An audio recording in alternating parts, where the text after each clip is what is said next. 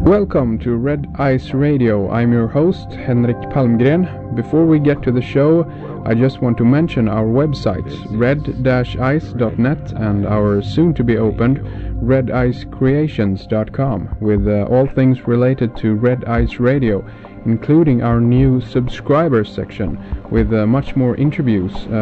There is much more information to come, so stay tuned. Now let's get on with the show. Today we have a very special guest with us, someone that I've wanted to speak to ever since I heard an interview with him about the book The Mysteries of the Great Cross of Henday, Alchemy and the End of Time. I'm talking about Jay Weidner, and I can also mention here that Jay co-authored that excellent book together with Vincent Bridges, so I don't want to leave that out here. But today we have Jay with us, and I'm very proud to have him on the program. And Jay is not only an author, he is also a filmmaker.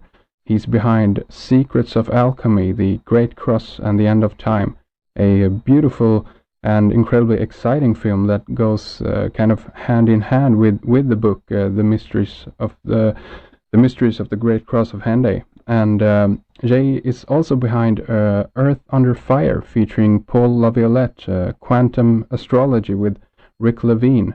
Also Art Mind with Alex Gray, an awesome artist who, among other things, have done the artwork for the excellent band Tool, if you might be familiar with them. And Jay also has done Healing Sounds, Alchemical Healing, Yoga of Light, and Healing the Luminous Body, and much more. So Jay is involved in a lot of things, many interesting projects and many interesting people, and I think a few of you out there are familiar with some of the names I mentioned there. So, and I can also mention right away here that you can find much more about Jay and about his films at his websites.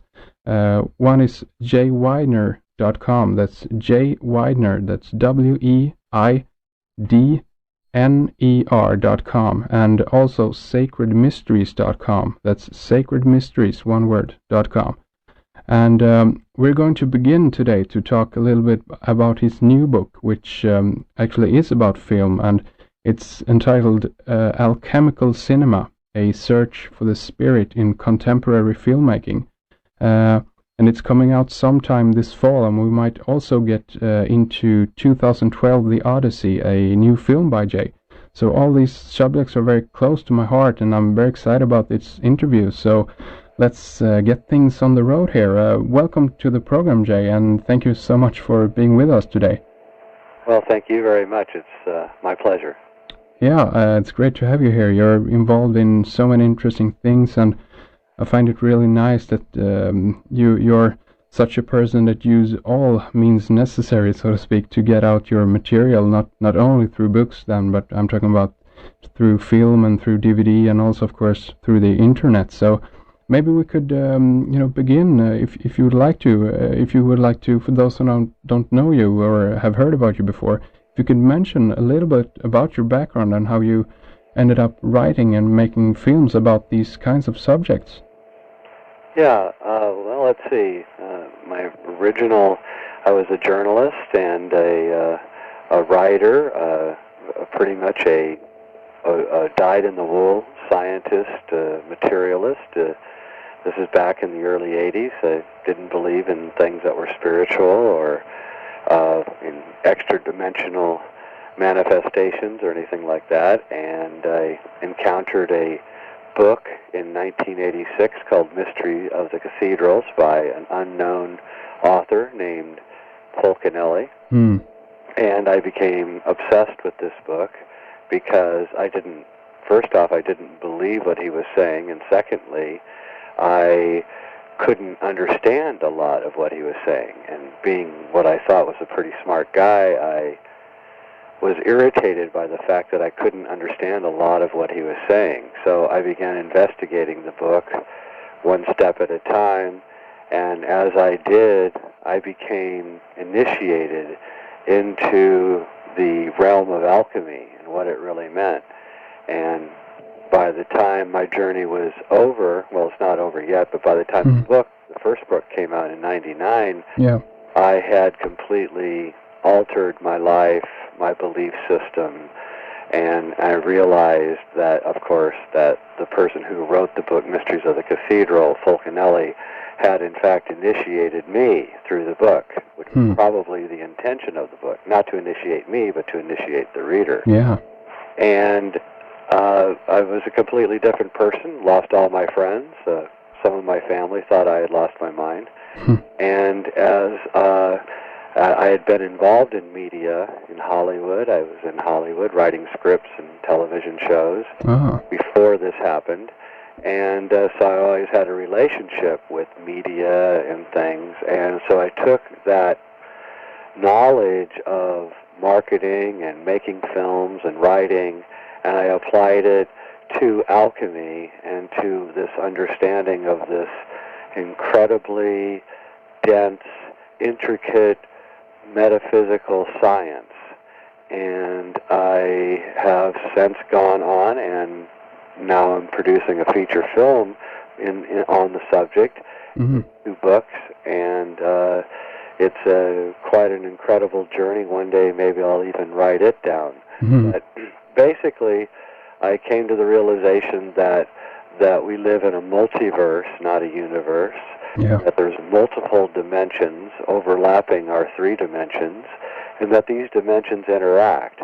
And I realized and came to the realization that that is what alchemy really is, and that alchemy is a shamanic practice, a peculiar European shamanic practice, but nevertheless a shamanic tradition that goes back for thousands of years, all the way back to Egypt, and it transferred itself up into Europe through the Templars and through the interactions of what happened in Provence and in southern France in the beginning of this last millennium, around 1000 AD, and it transferred itself up into England and Germany and all through Europe, and eventually became ensconced in the architecture of the Gothic cathedrals, of which Fulcanelli assures us were constructed and designed by alchemists.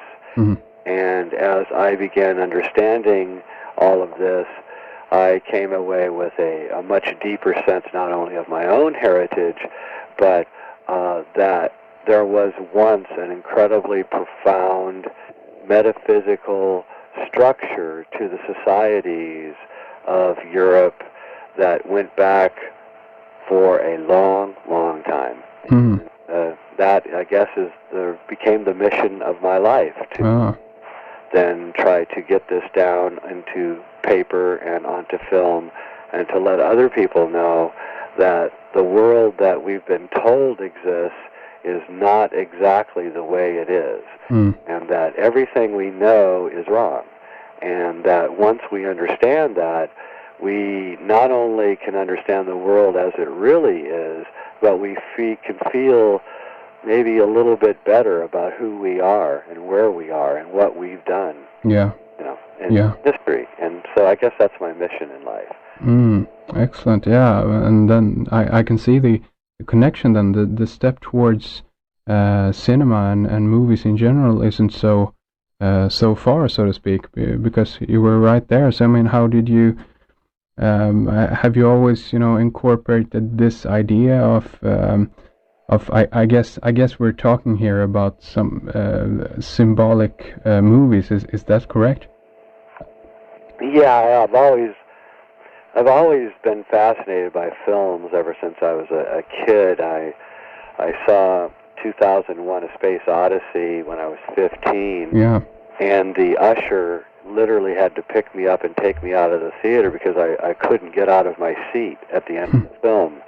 And they had to get ready for the next showing. And I just couldn't get out of my seat. I was paralyzed after the film ended. And I never realized, I guess, until that moment that you could do anything you wanted in film, and you could evoke it in a way that made you respond not only in an intellectual way, but also in a spiritual and an emotional way. Yeah. And since that moment, I guess, when I was 15, I realized that there was nothing in life as exciting as motion pictures and cinema, and though most movies and cinema are not very good, occasionally one will be worth the effort. Yeah. That became the paradigm or the model for me, that if there could be one or two or three films that could achieve this kind of alchemy, then it's possible. And since it's possible, I wanted to try to achieve it. I personally think that, you know, cinema is really an alchemical art form, and it has not been given. Today, we're now developing the technologies where people who are not wealthy and do not have a lot of money behind them can actually create some interesting films. Yeah, exactly. This has just, you know, come into fruition in the last 10 years or so. Before that, of course, you needed millions and millions of dollars to be able to make a film. Yeah. And so only someone who was extremely talented could work their way up into the upper realms of cinema and be able to do what they wanted. So only a Bergman or a Kubrick could actually do it. And today it's now opening up. The whole field is opening up. Everything is in an incredible state of flux and change. Yeah. Very exciting. And I think we're going to see some very bad films being made, and occasionally I think we're going to see some very good films being made. Yeah. And I'm very excited. Absolutely, yeah, I totally agree, and that is what happens when we when we're able to open up the arena in the kind of way that the digital media has brought. But I'm just curious here. Do you work digitally? Do you work? I do. I used to shoot film, and I love film as a medium, and I think it's in many ways superior to the digital medium, but I can't compete economically with the digital medium. It is just so cheap to make a film that it's just beyond. There's no comparison. I mean, exactly. A reel of film costs $800 or $900 for 10 minutes, and I can get an hour of digital for $5. Yeah, exactly. So I can't compete with it. So what I've done is I've tried to massage the digital medium into making it as palatable as I can towards the look of cinema. Yeah. I think I've achieved that. I think I've got a ways to go. But there's a lot of other people that are working on the same thing. I'm not alone. This is happening all over the world. Yeah. I'm going to make a prediction that in 5 or 6 years, if the human race survives, we're going to have a real golden age of cinema. Yeah. And I think it's happening. I think we're just right at the birth of it right now. Exciting. Yeah, because I know that in film editing software there are amazing plugins now that you can do miracles with if you got to take away, just as you say, the digital feel of it and make it this analog kind of mush out the colors and really get the best out of the footage, so to speak. So yeah, that's right. I think that's exactly right. I think that we have to. I don't do in my filmmaking. I don't do MTV kind of trickery, thing like that. I try to treat the subject that I'm approaching with complete respect. Yeah. I don't need weird camera angles or fast cutting. To me, that means you don't have any content. Yeah. I like to say the 3 most important words in filmmaking are content, content, and content.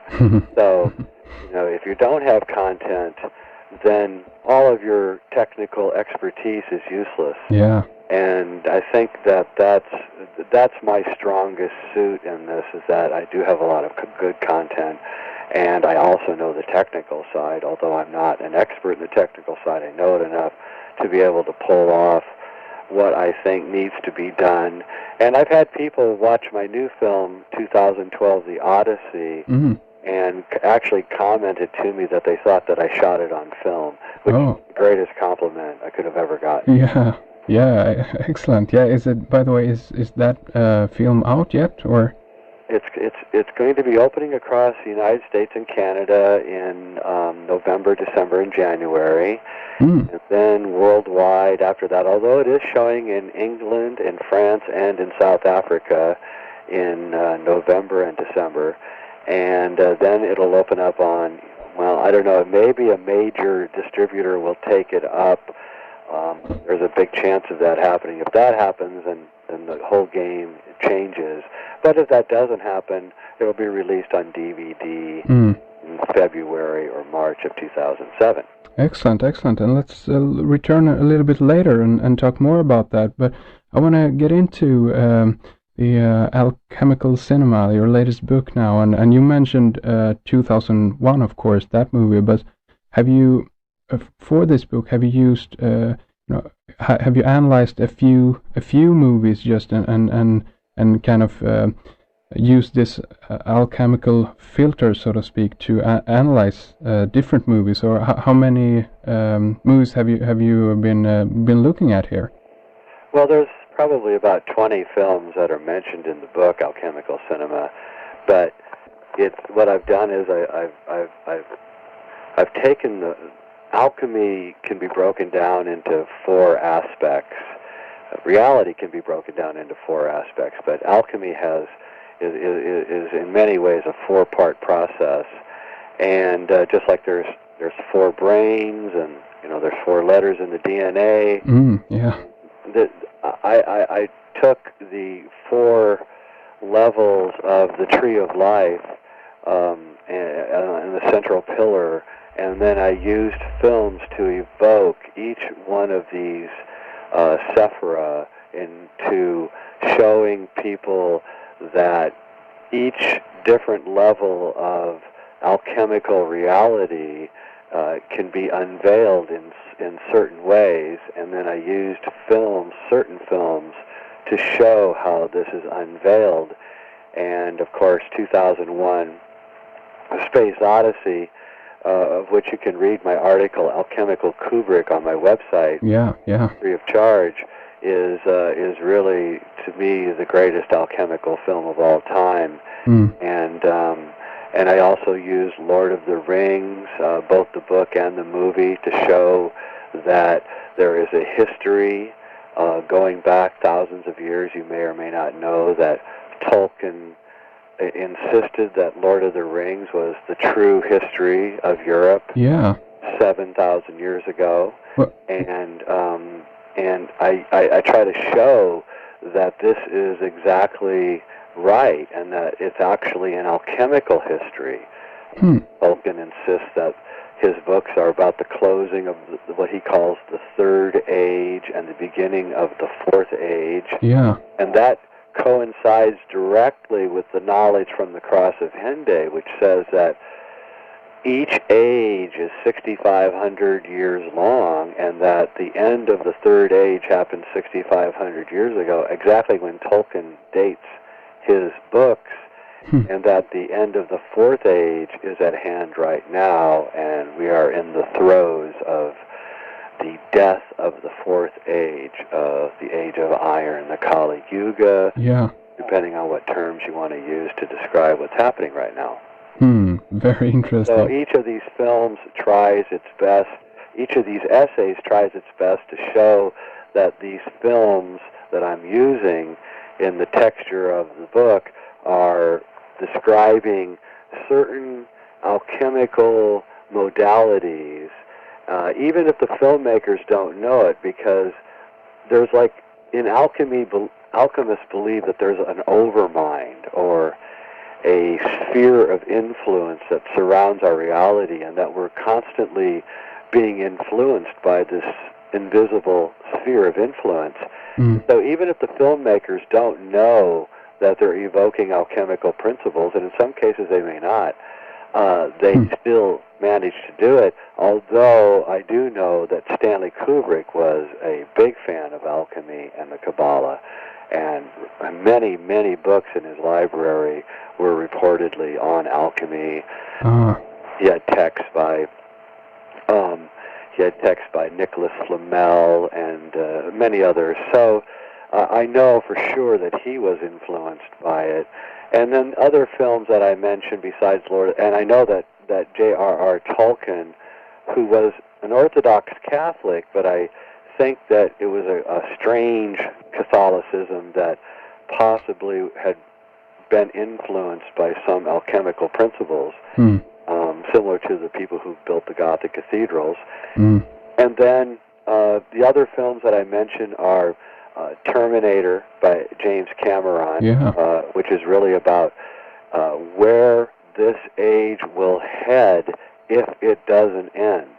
In other words, if this current age we're in does not end in 2012 or does not end next year or in 10 years, then we probably are going to be heading to some kind of Terminator-type future where the human soul, they will attempt to download the human soul into the machine.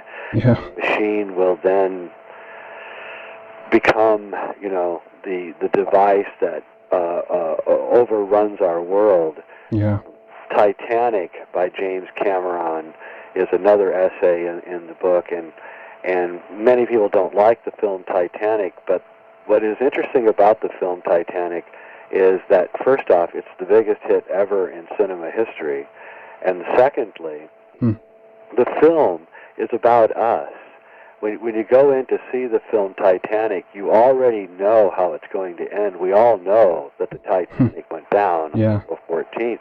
Yeah. But so the film is saying, okay, what is this about? And the film is how the passengers are on an iron ship sailing in the wilderness, and their own hubris brings the ship down.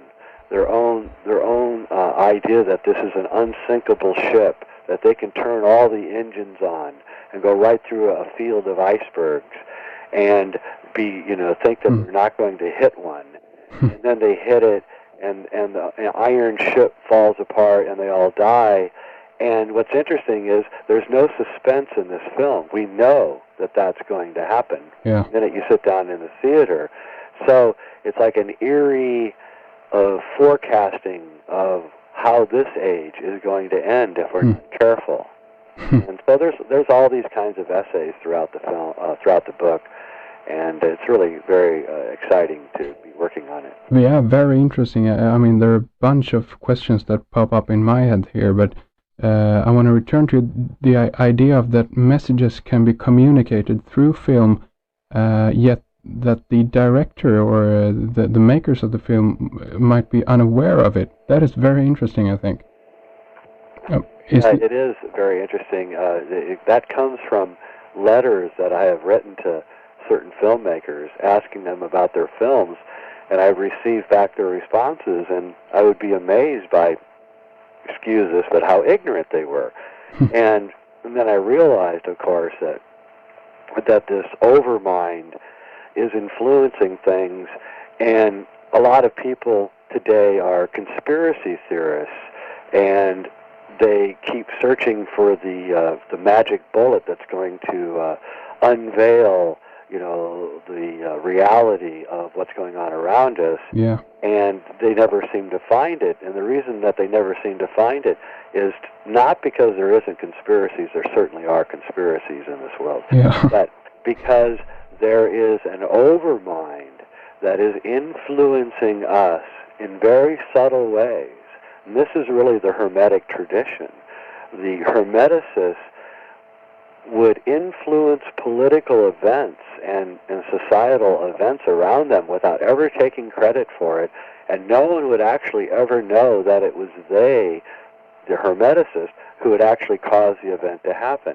This is, of course, the role that Gandalf has in Lord of the Rings. Yeah. He is influenced, he's an alchemist, he wears a Phrygian hat, and he has a staff, and he rides a white horse. Yeah. And he is transmuted from Gandalf the Grey to Gandalf the White by falling into the abyss, fire, and all these alchemical allegories are going on. But what he's really doing is he's influencing the events that are occurring, but he's influencing them in a selfless way, not in a selfish way. Yeah. So he's kind of the anti-conspiracy theorist. And this is what's going on a lot of levels. People are working towards making a better world every day, and we don't know who they are, and frequently they don't even know that they're doing this. And I think that this is going on, and it's really a cause of great hope and joy, because there are forces at work that we do not understand. I always like to think about the fact that for 50 years, the Soviet Union, or 45 years, the Soviet Union and the United States faced off each other with literally thousands and thousands of nuclear weapons. Yeah. And yet they never managed to get in a war, a full-out shooting war. Yeah. I always, thought, why? Why didn't a mistake happen? Why didn't, a submarine captain accidentally launch a missile? Yeah. And it is quite a miracle to think that we actually didn't destroy ourselves in the Cold War. Yeah. And I think that, again, this is some kind of overarching influence of this meta-dimensional overmind that is influencing us and changing us and nurturing us every day. And this experiment, this great alchemical experiment that is us, that is history, is coming to a close here, and the end of the experiment is at hand, and we're seeing it. And this is why there's so much turmoil in the world today, because the people in power don't want the experiment to end because they will lose their power. And, so this is what's going on, I think, in a very real way, and it's happening in art, and it's happening in science. Why quantum physics is rising up right now, which is an alchemical view of science. And this is why you see things that on the internet, for instance, that you wouldn't have never dreamed of even reading about 10, 15 years ago, yet here it is, plain as day, on the internet, and anyone can read it. Yeah. So I'm not a Pollyanna-ish person, but I am an optimist, and I do believe that things actually are getting better. Yeah. Believe it or not.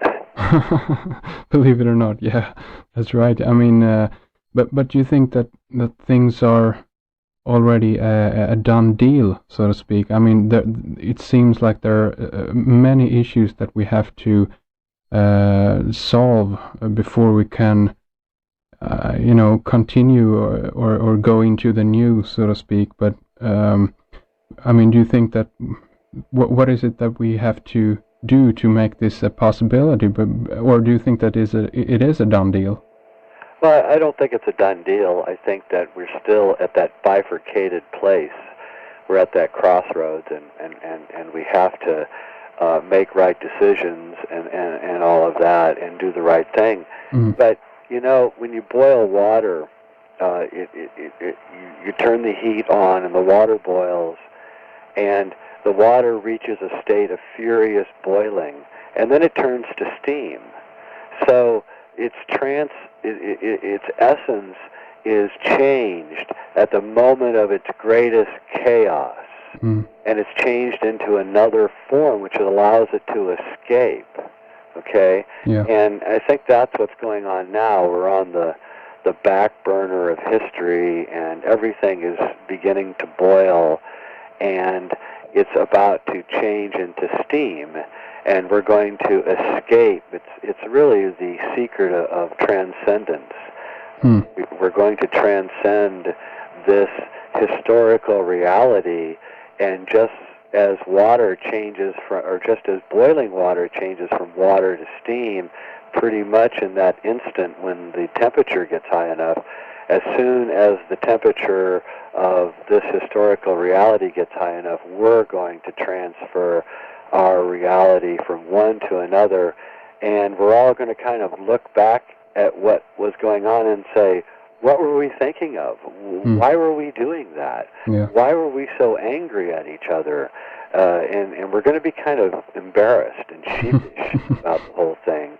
And so, it's not that we don't have a lot of work to do. We do. Yeah. And the fact that, we have radio shows, or that people are on the internet and people are talking and things have changed. Yeah, indeed. I used to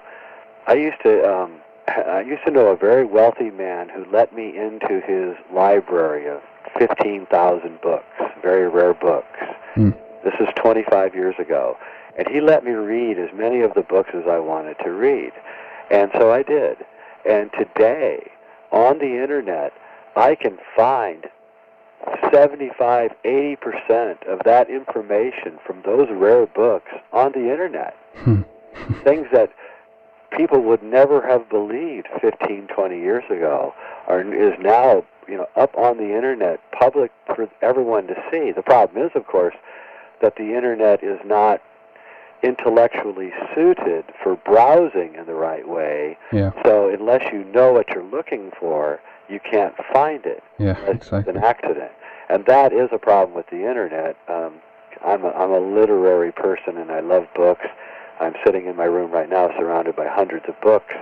And so I'm pained by the death of the literate society. But at the same time, I know that the literate society, the literate world, has constraints on it, and that these constraints, what books do is they change the way you think, and they compartmentalize the way you think, and that's very good for logic and for understanding problems, but it's also very restraining. There's a great book by an author named Leonard Shlain called The Alphabet versus the Goddess. It's about how the written word destroyed the spiritual society that existed for thousands of years, threw us into history. And I think that that's right. And I think we're beginning to leave the literate world behind, and we're moving into a world of symbol. And symbol is the way that the overmind communicates with us. Words are indeterminate. Words can be manipulated, but symbols hit us on an interior level, and that's why I'm so interested in cinema and video, these things, because symbols can be used in those, as Stanley did with his black monolith in 2001: A Space Odyssey, and in a second, the numinous mystery of the symbol goes deep into a place inside us that words can never reach. So, there's a saying that a picture is worth 1,000 words.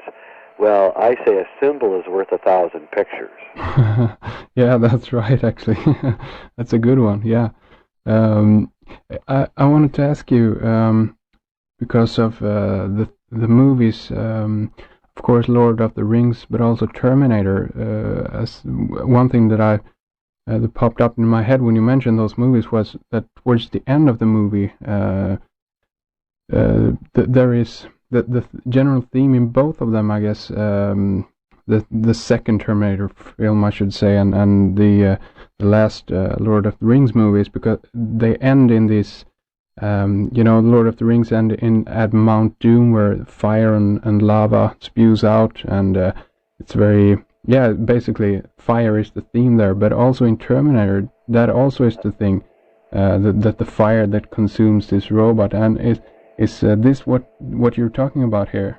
That's a very interesting observation, because also the name of Fulcanelli is Fulcan, which is Vulcan, which is volcano, and there does seem, and Fulcanelli says in his book that this age will be destroyed by fire. Yeah. So there is this odd idea that volcanism, or some kind of symbolic destruction of the age by fire, is what's going on here. And of course, the Earth is heating up. There's no doubt about it. I live in the far north of the United States, generally in one of the colder areas. Yeah. And we're in an unprecedented heat wave even right now. We are here too. That's it seems like it's uncanny. I mean, right now today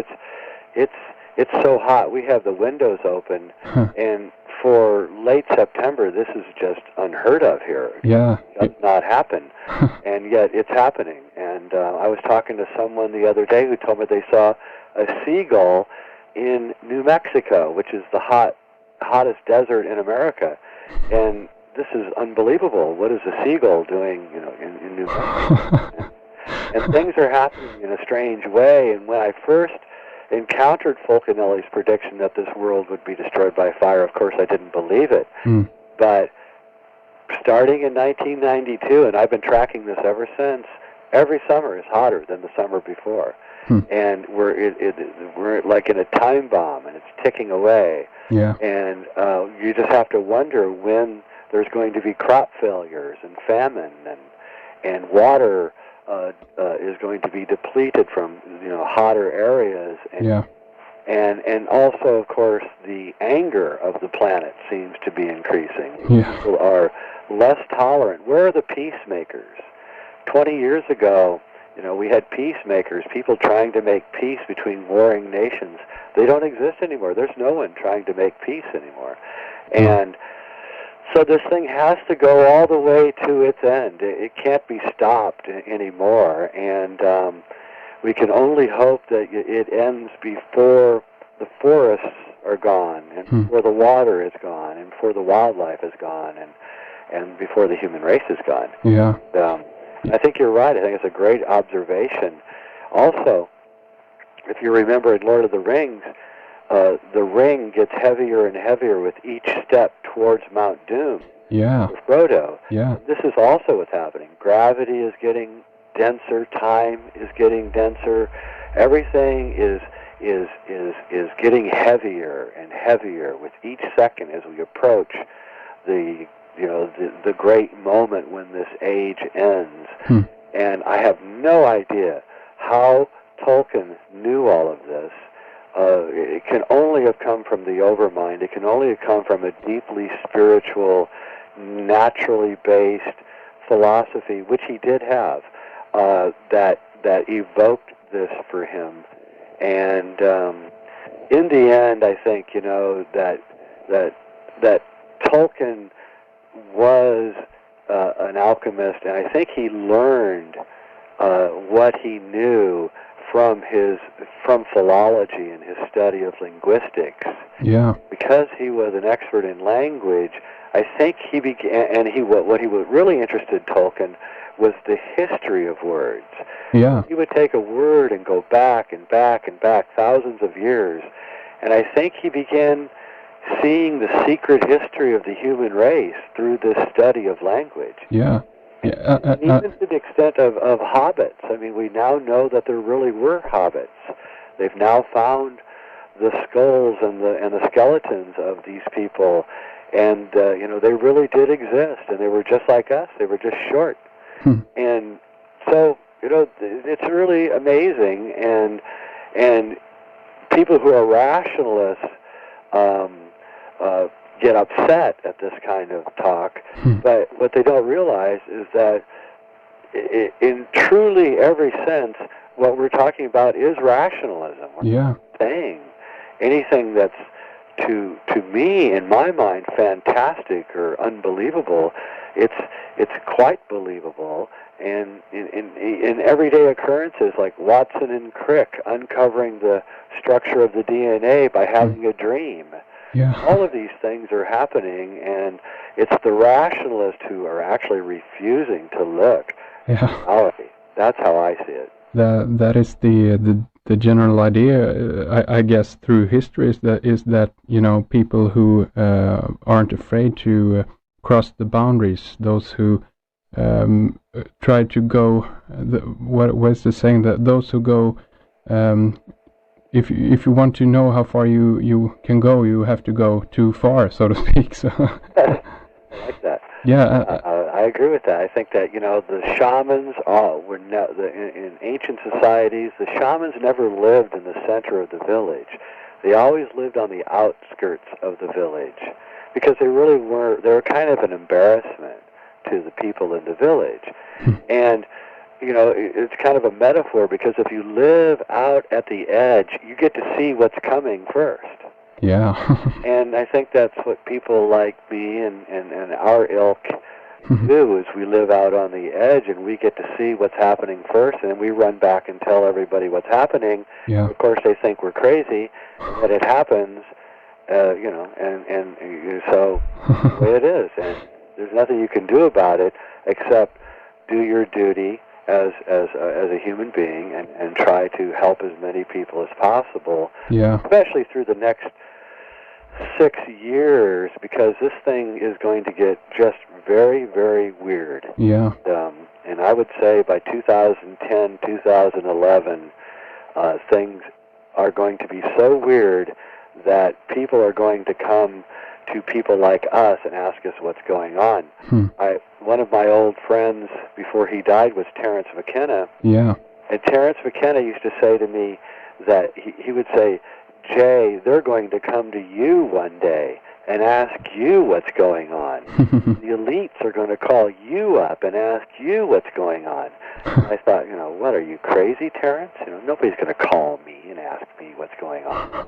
But in fact, I actually now understand what he was saying, and that the people that rule this world are the most clueless as to what's going on.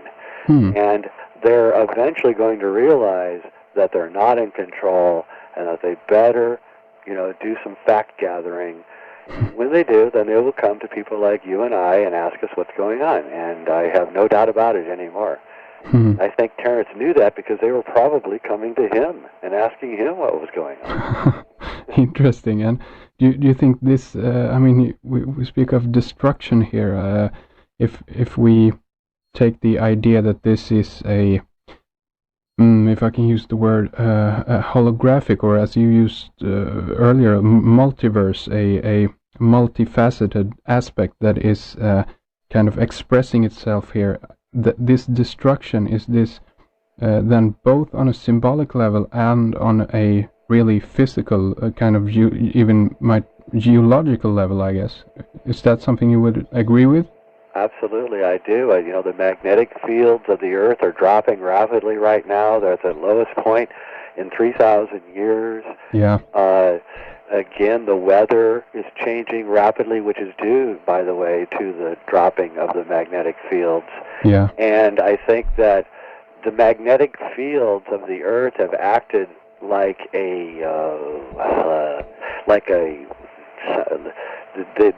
they've masked reality. Because they were so dense and so heavy, they've masked reality, and as they're disappearing, we're beginning to see what's really going on. Yeah. And people in the United States are notoriously ignorant, but you can see that there's a small group of people in the United States who see what's actually happening, and they won't shut up. They just keep talking, no matter that no one's listening to them, no matter how much they're called crazy. They just keep going and going and talking and talking. Yeah. And they won't stop, and this persistence is amazing. And people like me, and guess what? They're starting to listen. Yeah. And slowly you're seeing that we're winning. Slowly the tide is shifting to where the people no longer believe what they're being told, and it's awful to watch it if you're here, because you're living with such ignorance around you. Yeah. And you feel compassion towards them, and you wonder why they don't understand what's happening. Yeah. But if you keep it going and you keep talking and you keep trying to change the situation, eventually you begin to see the tide change. And it's changing right now. Even in a country as backwards as the United States, you're actually seeing the tide shift. You're actually seeing people beginning to understand that they've been hoodwinked, yeah, that their government is lying to them, that they're involved in situations that they cannot get out of. And so it's happening across, and by the way, this is all going to affect the realpolitik, because once they realize how badly they've been fooled, then they're going to react. And when they react, it's going to go to the other extreme, which means they're going to go to the extreme where they don't buy anything they're being told. Yeah. That's what we want. That's the beginning of enlightenment. That's right. To move to that other extreme. So it's happening right here in this country right now. I've been watching it, fascinated by it. Right now, the polls that they take are showing that people just by leaps and bounds are not believing anything that's going on anymore. Yeah. And it's at that moment that we can change things.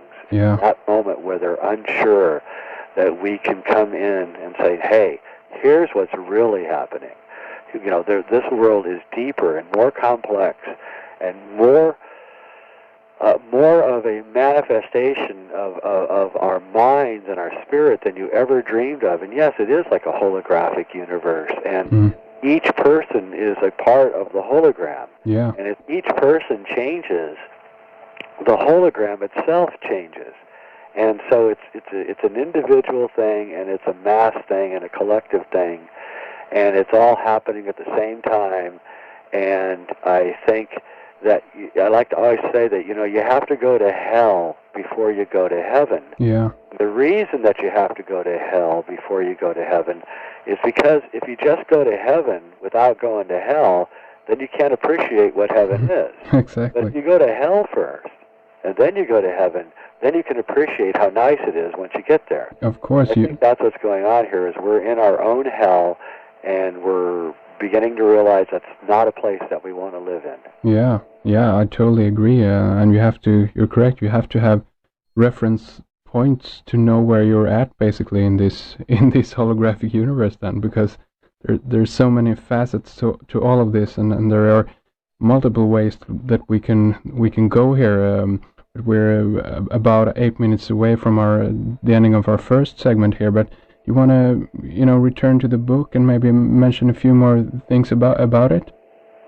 Yeah. So let's see here. Where will I go here? Okay. So this book is really just trying to take popular culture and reveal the alchemical reality that is the truth of who we are. And I try to use pop culture because everybody can identify with pop culture. Yeah. And I realize, of course, that this is what Stanley Kubrick and J.R.R. Tolkien and even James Cameron and Bergman and a few others, not very many, to be honest with you. There aren't a whole lot of filmmakers who are actively pursuing this kind of thing in a conscious way. There are many who are pursuing it in an unconscious way and may not know it, but for those that are actually seem to be conscious of it,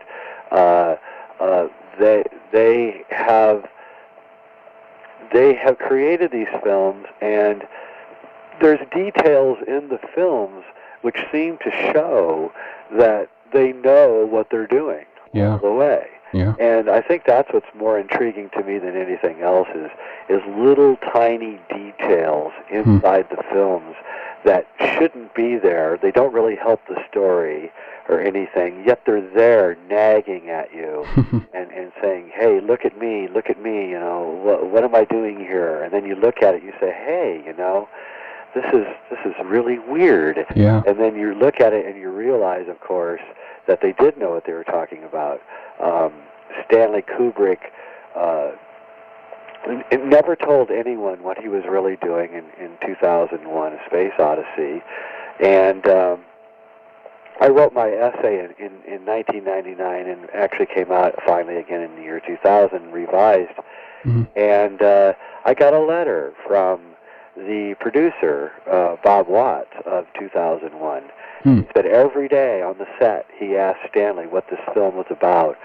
Stanley would never answer him, right? And then Christina Kubrick, his wife, wrote me and said that, you are right. Stanley was obsessed with alchemy, and Stanley was obsessed with the Kabbalah. And, then I knew then I knew that he wasn't an atheist, as everyone was saying. He just didn't believe in the kind of God that was being foisted on us by society. Yeah. And this is evident in other films, like The Shining. It's obviously a film about reincarnation, which is a strange thing if he's an atheist. Yeah. And I just actually met Malcolm McDowell a couple weeks ago, who was the star of A Clockwork Orange. And Clockwork Orange is an incredibly prescient film about, in fact, even the title, which it means, what's something organic. It looks organic on the outside. It looks like an orange, but inside it's filled with clockwork, and it's like a machine.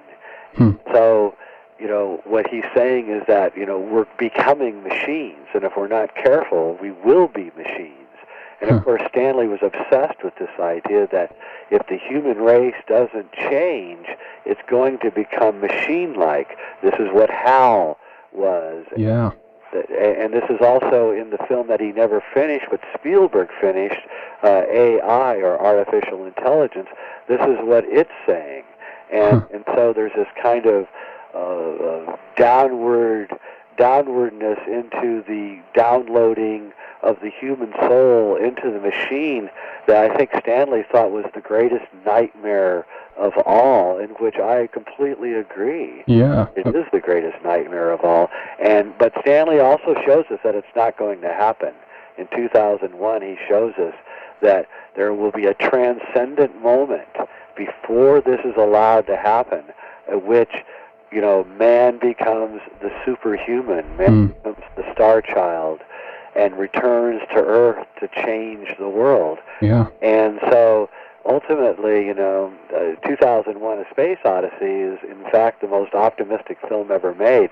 What's interesting about this is that 2001, the year, which was 33 years after Stanley made the film, turned out to be probably one of the most important years in the history of the world. Yes, indeed. Not just because of 9/11, Yeah. because of a lot of other things. I mean, and listen to, even the Two Towers, the Lord of the Rings movie came out. The first movie came out 2001, the second 2002, and it isn't at all far apart here. No, it isn't, and there's all these other uncanny things. The supposedly, if you believe the government, the first building that the terrorists supposedly targeted was the UN building, which is a black building, and it looks just like the monolith. Yeah. Right. Yeah. It's like, huh? And then you look at some other things which are quite disconcerting about 9/11. One of which no one ever mentions, is that the three main symbols of Freemasonry are the two pillars, Joachim and Boaz, and then the third one is a pentagon. And on every Freemasonic initiation chamber, that's what you have. You have the two pillars, and then you have on the wall a pentagon. Yeah. Okay? Yeah. This is exactly what was struck on that day. Yeah. And, it's just like, what does this mean? Why is it? Why did it happen? And why doesn't anyone ever talk about it? Yeah, absolutely. There's so much interesting stuff here. And Jay, I think that would be an excellent cliffhanger to end this segment in basically here. But in the last minute or so, why don't you tell people how to get your book and so forth? Yeah, well, the book, Alchemical Cinema, is not out yet, but if you write to me at jayweidner@sacredmysteries.com, I can line up a copy for you when it comes out. And if you go to my website, jayweidner, jayweidner.com, you can read all my articles on Tolkien, on Kubrick. They're all there for free, and you can look at some of my other stuff. I've got a very good article about 2012 called The Topology of Time. Yeah, excellent. And I think then you can get a better idea of what it is that I'm saying. And if you're interested then I would really highly recommend you get my film Secrets of Alchemy, and then go read the book Mysteries of the Great Cross of Henday. Yeah. So then you won't think that I'm a complete wacko, that I might actually have done some research here. Jay and I continue this discussion in our soon-to-be-opened subscribers section on redicecreations.com. We talk more about 9/11, his film 2012, The Odyssey, and Jay have some amazing new information regarding the story about the Cross of Henday in France. Do you remember how it ended? The evidence led to Cusco in Peru, but it sort of came to a dead end there. Well, Jay shares with us his very latest information, and this is a fascinating story and more material that could take this story even further down the rabbit hole. So if you find this stuff fascinating, this is something that you don't want to miss. It's all coming up very soon on redicecreations.com. So stay tuned, and thank you very much for listening to Red Ice Radio.